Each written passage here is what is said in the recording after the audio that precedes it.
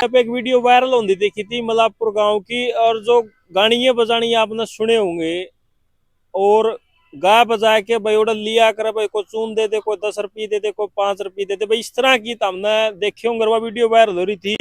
और बाद में काफी सारी वीडियो सोशल मीडिया पर आई थी, एक बार उनका क्यों मारे, किस तरह मारे, वो आज परिवार मेरे साथ मौजूद है और देख सकते हो, और प्रदीप जी भी मौजूद है।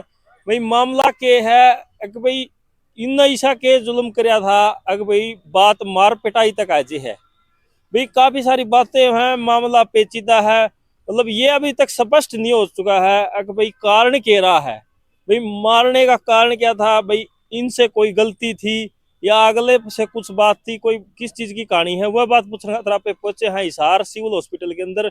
और जो वो 2 लड़कियां थी और एक लड़का था, बताया जा रहा है कि भी वहाँ पे कहीं सिविल हॉस्पिटल के अंदर है, क्या कुछ बात है वो आगे कहीं नहीं पता है। और हमारे साथ उन लड़के के ताऊजी मौजूद है, इनसे बातचीत कराएंगे। आप स्क्रीन पे साथ के साथ वो वीडियो देखने लग रहे हो मेरे साथ, भाई 2 लड़कियां हैं और एक एक उनका भाई है जो ढोल बजाने वाला है, उनके साथ मारपीट होती है, और जो मारने वाले भी आपको साथ में दिख रहे होंगे लाठी डंडों के साथ। पूछते हैं इनके साथ अभी क्या बातचीत थी। ग्रेटर हरियाणा न्यूज देखने वाले सारे दर्शकों ने संजय दुवन चन्नत की राम राम। प्रदीप भाई राम राम। नमस्कार भाई। अच्छा नु बताओ, देखो काफी वीडियो वायरल थी वाह भाई, सोशल मीडिया पर जम के शेयरिंग थी भाई, ये सौदा के क्या तो ही क्या था, किस तरह कहानी थी। देखो एक हाथ ताली नहीं बजती ना पक्ष की ना विपक्ष की, मैं कहूंगा दोनों बात, एक हाथ से कभी ताली नहीं बजती, क्या कारण है सबसे ज्यादा, ये पूछने की कोशिश करूंगा। देश में कई बार ना एक हाथ से ताड़ी बजती है सर, क्योंकि ये देश पूंजीपतियों का देश है। गरीब इंसान की यहाँ पे कोई औकात नहीं है।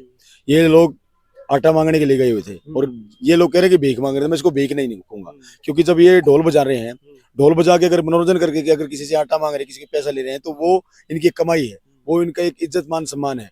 जैसे कि बॉलीवुड में भी नाच गाना करके ही पैसा कमाते हैं, सेम ये काम है ऐसा है।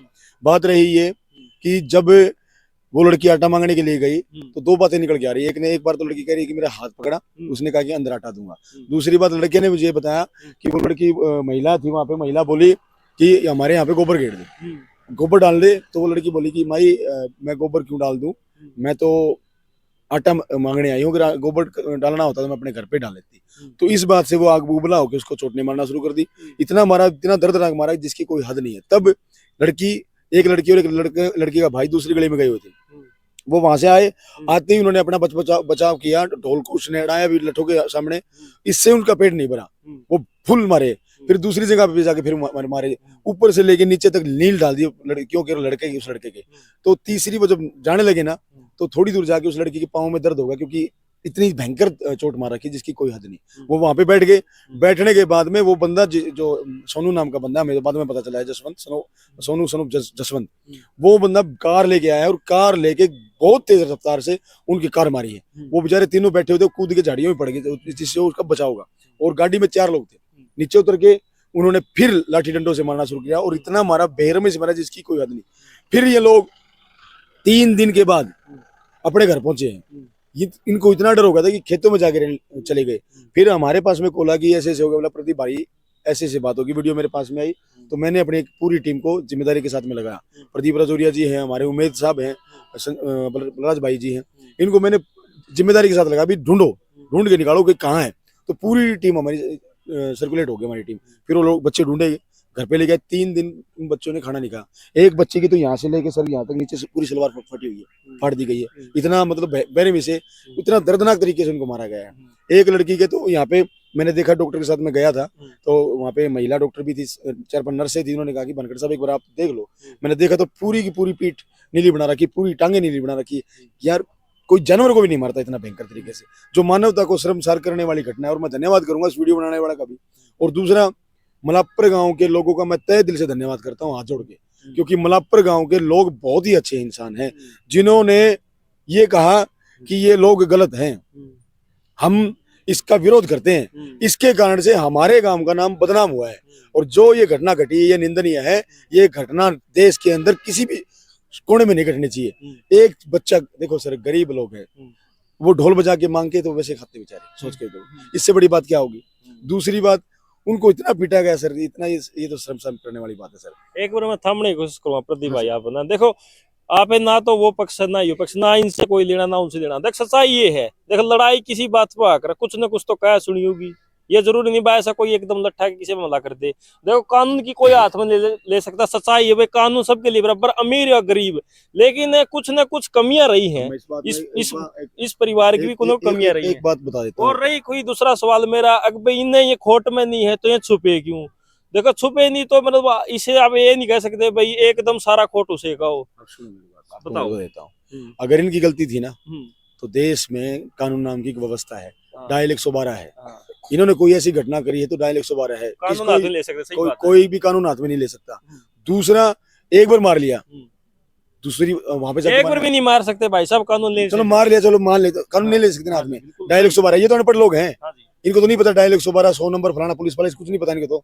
उनको तो पता है कि डायल 112 है, यहाँ पे कोई गड़बड़ करी थी, सरपंच गांव का सरपंच है। सर ये सरपंच के पास भी गए हैं, इनका ढोल तक छीन लिया, और उस महिला ने ये कहा है कि उस लड़की को कि 4 मलंग बुला के तेरे साथ में आपत्तिजनक जो शब्द बोले गए उस लड़की को, क्या ये देश का न्याय है? सर एक तरफ तो हम वो हमारा देश का नारा है बेटी बचाओ बेटी पढ़ाओ, क्या देश में बेटियां पढ़ रही है? सर क्या देश में बेटियां सुरक्षित है? एक तरफ तो हमारे सरकारें बहुत बड़े बड़े मंदिर बना दिए गए हैं देश के अंदर, बड़ी बड़ी मूर्तियां लगा दी गई है देश के अंदर। एक तरफ ये जो वर्ग है जो वंचित है शिक्षा से, शिक्षा के ऊपर काम करने की जरूरत है सर। अगर आज इसमें लोग शिक्षित होते तो ये घटना इनके साथ नहीं घट रही होती, ये लोग ढोल नहीं बजा रहे होते, ये लोग पढ़े लिखे लोग होते। आज जरूरत है इनको, मैं कहता हूँ पाखंडवाद से ज्यादा जरूरत है कलम की। अगर इनके हाथ में कलम आए, इनके हाथ में किताबें आए। दूसरा, मैं आपके चैनल के माध्यम से मैं शेड्यूल कास्ट के लोगों से बताना चाहता हूँ, चमार धानक वाल्मीकि, जो 150 साल पहले उनके साथ में घटनाएं घटती थी, आज ये घटनाएं इनके साथ में घट रही है। अब आप लोगों को अम्बेडकरवाद को, अगर आप जय भीम को मानते हो, अम्बेडकरवाद को मानते हो, तो रिजर्वेशन का एक बहुत बड़ा हिस्सा इन लोगों तक जाना चाहिए। देखो पुलिस अम्बेडकर साहब डायरेक्ट कैसे जाएंगे, मोदी साहब डायरेक्ट कैसे जाएंगे, खट्टर साहब डायरेक्ट कैसे जाएंगे? खट्टर साहब नहीं जा सकते डायरेक्ट, क्यों नहीं जा सकते? क्योंकि थ्रू द पॉलिसी। यहाँ कर हरियाणा के अंदर डीएनटी एक बोर्ड बना दिया, बोर्ड बना के पॉलिसियां इनको नहीं दी गई, इसलिए आज ये इनका हाल है सर। ये मतलब एक बात बताओ, देखो इनका काम में यू है गाना बजाना मांगना खाना, बात खत्म।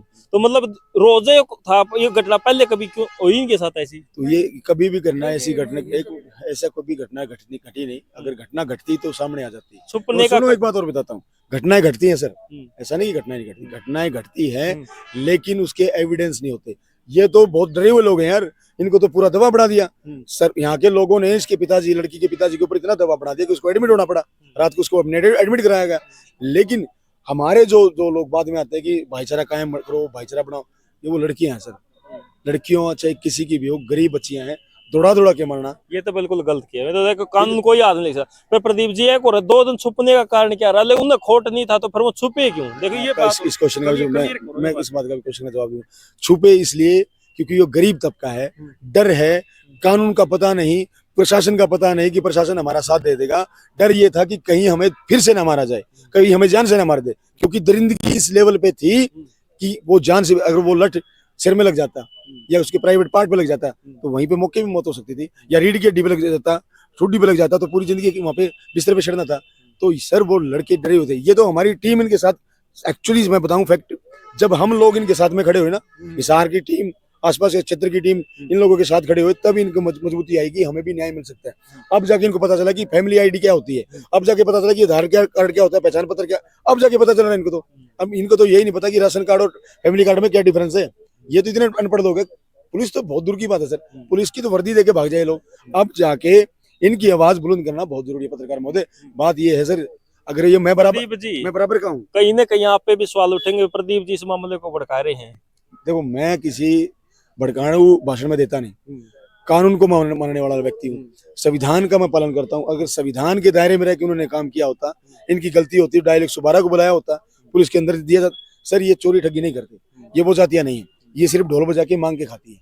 चोरी ठगी करने वाली कुछ जातियां हैं जो मैं नहीं लूंगा इस देश के अंदर। मैं आपको एक चीज बता देता हूँ, ऑटो मार्केट है, ऑटो मार्केट में 12 साल की, 13 साल की, 14 साल की, 15 साल की लड़कियां हैं, वो लोहा चुगने का काम करती है। जब लोहा चुगने जाती है तो वहाँ के जो मालिक है ना, आसपास के जो गंदी मानसिकता के लोग, उनको हाथ पकड़ के अंदर ले जाते हैं, उनका शारीरिक शोषण होता है, वो प्रेग्नेंट भी होती है, बच्चों को भी जन्म देती है, और बच्चों को यहाँ पे कंधे में लेके पूरे यहाँ पे घूमती है। ये प्रोसेस उनके साथ में लगातार होता है। लेकिन हम लोग कहाँ सोए हुए सर, हम लोग अम्बेडकरिज्म कहाँ है? चमार जाति के पास में, धानक जाति के पास में, बाल्मीकि जाति में। ये लोग पढ़ लिख के आगे बढ़ गए। अब शैलजा को आरक्षण की जरूरत नहीं है, बनवारी लाल को आरक्षण की जरूरत नहीं है, कृष्ण बेदी को आरक्षण की जरूरत नहीं है। आरक्षण उनको छोड़ना चाहिए, क्योंकि आज उनके रोटी बेटी के संबंध है बड़ी जातियों के साथ में भी। न्याय की तो सबको जरूरत है। न्याय की जरूरत है, लेकिन इनके पास में पॉलिसी कब पहुंचेगी सर? ये अंतिम छोर की जो जातियां हैं, कंजर, कुचिया, पेरणा, सिरकीबंद, गडेरिया, भोपा, सिंगी कार्ड, ये तमाम तरह की जो जातियां हैं, ये अंतिम छोर की जातियां हैं, इनको सर हमें रिप्रेजेंटेशन देना पड़ेगा। और ये देश के अंदर आप समझ रहे सर, जो वीडियो वायरल हुई है उसमें कमेंट कितने आए होंगे, वो वायरल कितनी होगी, पूरे देश में देखी गई वीडियो, और वहां के से मानवता के साथ में जुड़ी बातें आ रही कि भाई ये देश के अंदर बहुत ही घटिया प्रवृत्ति की एक ऐसी असंवैधानिक घटना घटी है जो इंसान को मतलब शर्म करने की वाली बात है। देख सकते हो भाई, ना पक्ष की ना विपक्ष की। और आप तो यह कहूँ, एक पक्ष सुनने से कभी क्लियर आप नहीं कह सकते भाई खोट किसका है।